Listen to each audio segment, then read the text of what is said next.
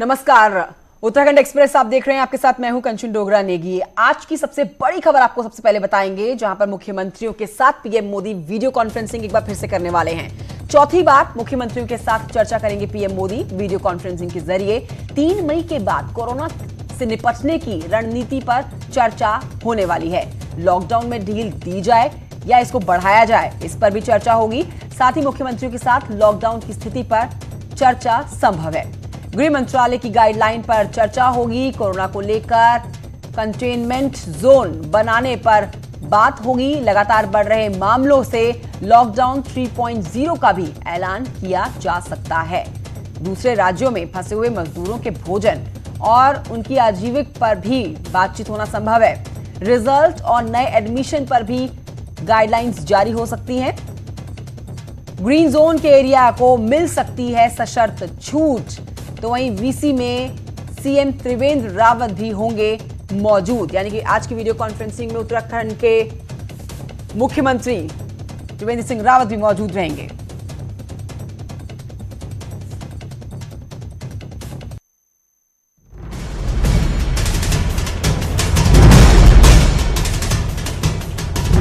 छह दिन बाद लॉकडाउन 2 की तारीख खत्म हो रही है, लेकिन देश में कोरोना के मामले लगातार बढ़ रहे हैं। ताज़ा आंकड़े 27,000 के पास पहुंच चुके हैं। ये आंकड़े सरकार की चिंता तो बढ़ा रहे हैं, लेकिन सरकार इनसे निपटने के लिए हर जरूरी कदम भी उठा रही है। पीएम मोदी आज चौथी बार राज्यों के मुख्यमंत्रियों के साथ चर्चा करेंगे, जिसमें कई बिंदुओं पर बात हो सकती है। पिछली बार जब पीएम ने राज्यों के मुख्यमंत्रियों के साथ बात की थी, तो उन्होंने लॉकडाउन को आगे बढ़ाने का ऐलान किया था। वहीं इस बार भी लॉकडाउन में ढील देने या फिर आगे बढ़ाने पर बात हो सकती है। इसके अलावा हाल ही में गृह मंत्रालय ने जो निर्देश जारी किए थे, उसे लेकर भी गाइडलाइन जारी की जा सकती है। देश में महाराष्ट्र, गुजरात और दिल्ली में कोरोना मरीजों के आंकड़े बदस्तूर बढ़ रहे हैं। केंद्र की मोदी सरकार चाहेगी कि राज्यों के साथ मिलकर देश में कोरोना के नए कंटेनमेंट जोन बनने से रोके जाएं। देश में लॉकडाउन का दूसरा चरण लागू होने के बाद भी कोरोना संक्रमण के मामले कम नहीं हुए हैं। ऐसे में संक्रमण रोकने के अन्य प्रभावी उपायों पर भी चर्चा की जा सकती है। और सबसे अहम बात होगी कि सरकार 3 मई के बाद क्या कदम उठाती है। Bureau report, news 18। इस समय मेरे सहयोगी अनूप गुप्ता और जानकारी के साथ जुड़ गए हैं इस खबर पर। अनूप, आज की सबसे बड़ी खबर, जहां पर प्रधानमंत्री नरेंद्र मोदी एक बार फिर से वीडियो कॉन्फ्रेंसिंग के जरिए देश के मुख्यमंत्रियों के साथ मुखातिब होने वाले हैं। कई अहम मुद्दे हैं जिन पर बातचीत होगी, लेकिन सबकी नजर जो बनी रहेगी वो इसी बात पर रहेगी कि क्या 3 तारीख के बाद लॉकडाउन बढ़ेगा या नहीं। आपने ठीक कहा। पिछली बार जब मुख्यमंत्रियों के साथ जब बैठक हुई थी, तो सभी राज्यों के मुख्यमंत्रियों ने ये कहा था कि लॉकडाउन को बढ़ाया जाना चाहिए, और यही वजह है कि हमने देखा कि प्रधानमंत्री नरेंद्र मोदी ने लॉकडाउन बढ़ाया था। अभी भी कई राज्यों के मुख्यमंत्री इस बात को लगातार कह रहे हैं कि लॉकडाउन अभी खत्म नहीं किया जाना चाहिए, क्योंकि लगातार मरीजों की संख्या में इजाफा किया जा रहा है। लेकिन जैसे पिछले दिनों कई सेक्टर में छूट दी गई, कई तरह की छूट जो है वो गृह मंत्रालय की तरफ से दी गई है। जाहिर सी बात है कि आज जब मुख्यमंत्रियों के साथ चर्चा करेंगे प्रधानमंत्री नरेंद्र मोदी, तो इस बात पर भी चर्चा करेंगे कि जो छूट दी गई है उसको किस तरीके से आगे पालन किया जाए, और इसका प्रोग्रेस किस तरीके से हो रहा है। क्या इसका नुकसान हो रहा है या फिर क्या इसका फायदा हो रहा है। दूसरी तरफ बता दूं कि पिछले दिनों 3 जोन बनाए गए थे, तो सरकार की तरफ से ये कहा जा रहा है कि जो ग्रीन जोन और ऑरेंज जोन है, जहां पे मरीजों की संख्या कम है, वहां किस तरीके से छूट दी जा सकती है। आज जो बैठक होगी उसमें 3 मुख्य एजेंडा जो सरकार की तरफ से रखा गया है, उसमें ये एक है कि लॉकडाउन को किस तरीके से बढ़ाया जाए, या यूं कह सकते हैं कि लॉकडाउन को फेज वाइज किस तरीके से खत्म किया जाए। ये पहला एजेंडा है आज केंद्र सरकार की तरफ से मुख्यमंत्रियों की बैठक में। दूसरा कि आज के वक्त में राज्यों की हालत क्या है कोरोना महामारी से निपटने को लेकर और कोरोना महामारी को लेकर। तीसरा कि जिस तरीके से गृह मंत्रालय ने लगातार छूट दी है, उसको लेकर के राज्य सरकारें क्या सोचती है। तो इन 3 बातों पर आज मुख्यतः इस मुख्यमंत्रियों की बैठक में चर्चा की जाएगी। जाहिर सी बात है, सबकी नजरें होगी 3 मई को जो लॉकडाउन खत्म हो रहा है उसको किस तरीके से सरकार बढ़ा। बिल्कुल, बहुत शुक्रिया आपका ये 3 अहम बिंदु बताने के लिए जिन पर आज चर्चा संभव है और नजर इसी बात पर रहने वाली है कि क्या लॉकडाउन 3 तारीख के बाद बढ़ता है, छूट दी जाती है या खत्म होता है।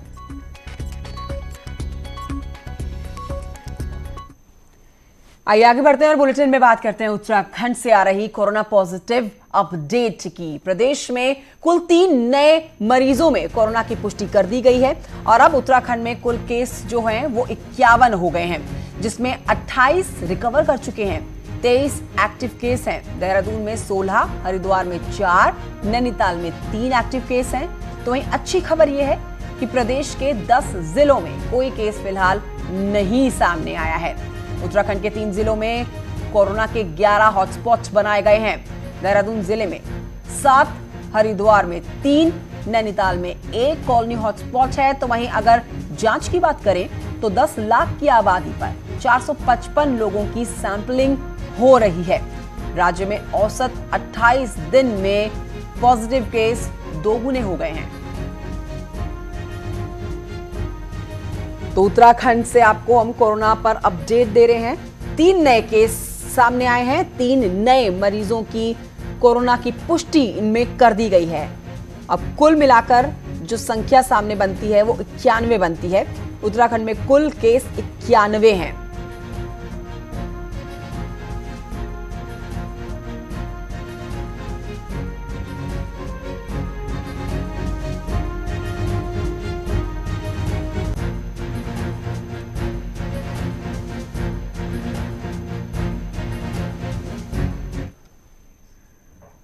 दून महिला अस्पताल में डिलीवरी के लिए भर्ती की गई उस महिला में कोविड-19 वायरस की पुष्टि होने के बाद अस्पताल प्रशासन में हड़कंप मच गया है। नर्सिंग स्टाफ की सूची बनाने का काम शुरू कर दिया गया है और इस दौरान महिला के संपर्क में आए स्वीपर से लेकर डॉक्टर तक जितने भी लोग शामिल थे उन सबको अलग कर दिया गया है।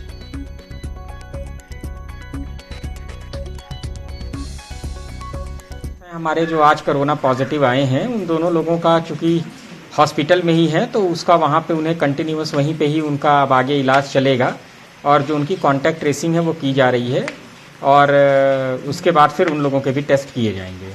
दून मेडिकल कॉलेज के गानी वार्ड में भर्ती जिस महिला में कोरोना पॉजिटिव निकला है वो महिला शनिवार सुबह दून हॉस्पिटल में भर्ती की गई थी और भर्ती करने के कुछ घंटों के बाद ही उसने एक बच्चे को जन्म दिया। अब महिला के कोविड-19 की पुष्टि हो जाने के बाद महिला के बच्चे का भी सैंपल टेस्ट के लिए भेज दिया गया है। लेकिन इसके बाद एक बड़ी समस्या ये खड़ी हो गई है कि उस तमाम स्टाफ को भी अब क्वारंटीन करना मजबूरी बन जाएगी जिसने अभी तक महिला को अटेंड किया, जिन डॉक्टरों ने महिला को ट्रीटमेंट दिया, क्योंकि महिला में कोई भी सिम्टम्स ऐसा नहीं था जिसके चलते उसका कोरोना का सैंपल जांच के लिए भेजा जाए। केवल अस्पताल प्रशासन ने एहतियात के तौर पर महिला का सैंपल कोरोना की जांच के लिए भेजा था, क्योंकि महिला आज़ाद कॉलोनी के उस हॉट स्पॉट की है जहां से पहले भी कोरोना पॉजिटिव पेशेंट सामने आए हैं। इसके बाद पूरी कॉलोनी को सील कर दिया गया था। अब चिंता का विषय यह है कि महिला जिस वार्ड में भर्ती थी उस वार्ड में अन्य डिलीवरी केसेस भी हुए होंगे, अन्य महिलाएं भी वहां पर भर्ती रही होंगी, तमाम जो तीमारदार आए होंगे हो सकता है वो भी महिला के संपर्क में आए हों। तो प्रशासन के आगे एक बड़ी चुनौती है कि उन तमाम कॉन्टैक्ट्स को ट्रेस करना और साथ ही साथ जो मेडिकल स्टाफ वहां पर था उसको क्वारंटीन करना। कैमरा पर्सन अनिल नेगी के साथ सुनील नवप्रभात, न्यूज़ 18 देहरादून। और इसी खबर पर सुनील नवप्रभात हमारे साथ लाइव जुड़ गए हैं, उनसे बात करते हैं। सुनील नवप्रभात, ये बहुत शॉकिंग है अपने आप में कि कोई ऐसा लक्षण नहीं था, कोई ऐसे सिम्टम्स इस महिला में नजर नहीं आ रहे थे, एहतियात के तौर पर टेस्ट किया गया और कोरोना पॉजिटिव आया।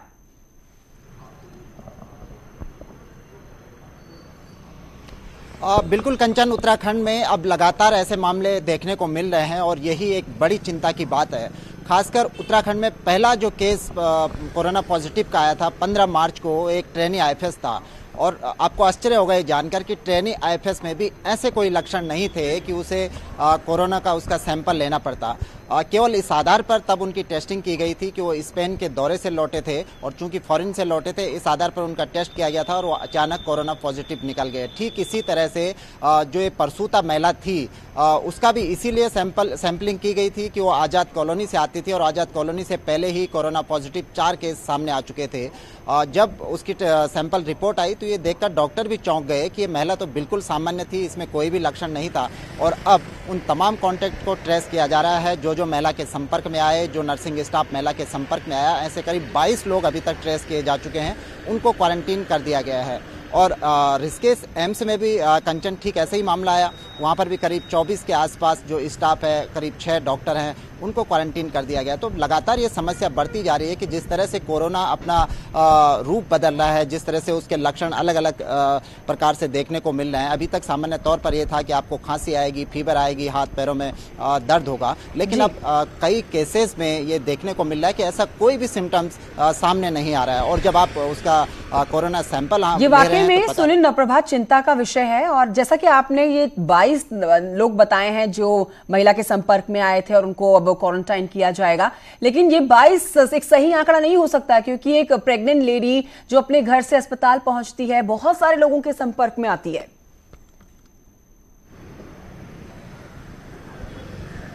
बिल्कुल कोरोना बिल्कुल कंचन माफ कीजिएगा, क्योंकि जब ये महिला यहाँ पर भर्ती हुई थी, जिस कॉलोनी में वो रहती हैं, वो पहले ही लॉकडाउन है, क्योंकि वहाँ पर 4 कोरोना पॉजिटिव केसेज आए थे, 4 जमाती थे जो वहाँ पर किराए पर रहते थे, इसके चलते ये कॉलोनी लॉकडाउन थी। लेकिन जब ये अस्पताल में आई तो जरूर ये माना जा सकता है, क्योंकि वो सामान्य तौर पर गर्भवती थी और शनिवार सुबह को वो हॉस्पिटल में एडमिट हुई थी और करीब 2 से ढाई घंटे के बाद उसका प्रसव हुआ। और इससे पहले ही उसका कोरोना सैंपल ले लिया गया था, चूंकि वो हॉटस्पॉट एरिया से आती थी। तो ये जरूर इसकी आशंका बनी रहेगी कि उस महिला के संपर्क में और भी बहुत सारे लोग आए होंगे और उनको ट्रेस करना एक बड़ी चुनौती हो सकती है। बिल्कुल सुनील नवप्रभात, शुक्रिया आपका इस जानकारी के लिए। और वाकई में सरकार के लिए चिंता का विषय है कि बिना ऐसे किसी सिम्टम्स के, ऐसे लक्षण के लिए भी लोग कोरोना पॉजिटिव नजर आ रहे हैं, जिनको सिर्फ एहतियात के तौर पर टेस्ट किया गया और वो कोरोना पॉजिटिव पाए गए। बहुत शुक्रिया आपका सुनील नवप्रभात इस जानकारी के लिए। आज की सबसे बड़ी खबर की हम बात कर लेते हैं। सरकार ने अपने ही फैसले को पलट दिया है। सरकार ने 9 जिलों में छूट दी थी, लेकिन सरकार ने अपने उस फैसले को वापस ले लिया है। सरकार ने छूट देते हुए सरकार सुबह 7 बजे से शाम के 7 बजे का समय तय किया था जब दुकानें खुली थी, लेकिन छूट देने से पहले का यह समय है। अब जब छूट दी गई, 3 लोग पॉजिटिव नए पाए गए, तो यह छूट वापस ले ली गई है। फैसला बदला गया है। सुबह 7 बजे से अब दोपहर के सिर्फ 1 बजे तक की दुकानें खुली रहेंगी। पहले जो समय था सुबह 7 बजे के शाम के 6 बजे तक का समय था। तो उत्तराखंड से आई हुई ये बड़ी अपडेट आप तक पहुंचा रहे हैं। सरकार ने अपना फैसला वापस लिया है। पहला फैसला जो था वो सुबह 7 बजे से शाम के 6 बजे तक दुकानें खुलने का था, जब लोग बाहर निकल के कुछ खरीदारी कर सकते थे, रोजमर्रा की चीजें ले सकते थे। लेकिन अब जब 3 नए मामले पाए गए हैं तो समय फिर से बदला गया है। 7 बजे से अब 6 बजे तक नहीं, सुबह के 7 बजे से दोपहर के 1 बजे तक ही दुकानें खुली रहेंगी। शैलेंद्र नेगी और जानकारी के साथ इस खबर पर मौजूद हैं। शैलेंद्र, ये वाकई में बड़ी अपडेट उत्तराखंड से निकलकर आती है कि सरकार पहले छूट देती है, लेकिन फिर ढिलाई बरतने के बाद जो नुकसान देखना पड़ रहा है, 3 नए पॉजिटिव केस सामने आए हैं, सरकार को अपनी छूट वापस लेनी पड़ती है। देखिए, बिल्कुल सरकार ने जो स्टेप उठाया है, क्योंकि ये जिस तरीके की प्रोग्रेस रिपोर्ट लगातार कोरोना को लेकर के लगातार आ रही है प्रदेश भर से, नए मामले जैसे जैसे आ रहे हैं उस तरीके से गाइडलाइंस भी अपग्रेड करनी पड़ रही है सरकार को।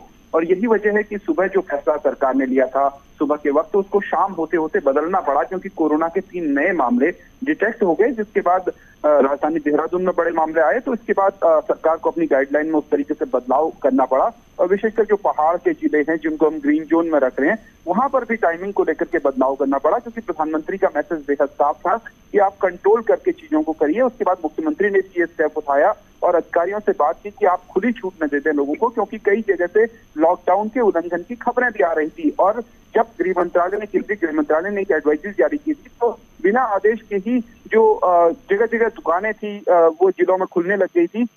और लोगों को लग रहा था कि ये पूरा का पूरा आदेश उनके प्रदेश के लिए भी लागू हो रहा है और उनके जिले और उनके कस्बे के लिए भी लागू हो रहा है। तो ऐसे में बड़ा कंफ्यूजन की स्थिति थी, लेकिन सरकार ने शाम होते होते बिल्कुल स्पष्ट कर दिया। सुबह का जो आदेश था, तो सरकार को लग रहा था कि लोग लॉकडाउन का पालन सही से करेंगे, लेकिन जो पहाड़ी जिले थे उनमें शुरुआती घंटों में देखा गया कि लोग काफी ज्यादा लॉकडाउन का उल्लंघन कर रहे थे और इसके बाद सरकार ने फैसला लिया कि अब लॉकडाउन की समय सीमा जो है वो फिक्स कर दी जाएगी। 7 बजे से शाम के 6 बजे तक वो बाहर निकल सकते थे, लेकिन अब वो छूट वापस ले ली गई है। लोगों का क्या रिएक्शन देख पा रहे हैं? देखिए, लोगों का बेहद साफ कहना है, हालांकि सरकार के डिसीजन से थोड़ा सा असमंजस की स्थिति थी लोगों के बीच में, लेकिन अब धीरे धीरे लोगों के बीच में मैसेज पहुंचने लगा है कि आपको इतने बजे से इतने बजे तक की शॉपिंग करनी है, अपनी जरूरी सामान की चीजें खरीदनी है। लेकिन हाँ, जो ग्रीन जोन के लोग हैं उनका ये मानना है कि अगर उनके यहाँ कोई मामला नहीं आया है तो उनके यहाँ पूरी शॉप्स खुलनी चाहिए, उन्हें व्यापार की परमिशन मिलनी चाहिए। और विशेषकर वो लोग जो कि व्यापार से जुड़े हुए लोग हैं, जो धंधों से जुड़े हुए लोग हैं, उनको ये लगता है कि सरकार को परमिशन देनी चाहिए, क्योंकि अगर उनके जिलों में कोई भी मामले नहीं आए हैं तो फिर उनके यहाँ कोई खतरा नहीं है। लेकिन सरकार को लग रहा है कि खतरा है, क्योंकि जो जिले हैं जहां जो रेड जोन घोषित किए गए हैं वो इन जिलों से मिली हुई पेरिफेरी हैं, सब एक दूसरे से मिले हुए डिस्ट्रिक्ट हैं। शैलेंद्र, शुक्रिया आपका इस जानकारी के लिए। तो सरकार को अपना फैसला वापस लेना पड़ा क्योंकि 3 नए पॉजिटिव कोरोना के मामले सामने आए। आगे बढ़ेंगे, कोई बड़ी खबर आप तक पहुंचाएंगे। हल्द्वानी से बड़ी खबर है, जहां पर 290 डॉक्टर्स को नोटिस जारी किया गया है। 237 एमबीबीएस डॉक्टर्स को नोटिस जारी किया गया है। 53 स्पेशलिस्ट डॉक्टर्स को भी नोटिस दिया गया है। मेडिकल कॉलेज ने जारी किया नोटिस। बांड पर पढ़ाई के बावजूद नौकरी से गायब हैं ये डॉक्टर्स और शर्त के मुताबिक सरकारी अस्पतालों में नौकरी नहीं कर रहे डॉक्टर्स। डॉक्टरों ने मेडिकल कॉलेज से सरकारी खर्च पर पढ़ाई की है।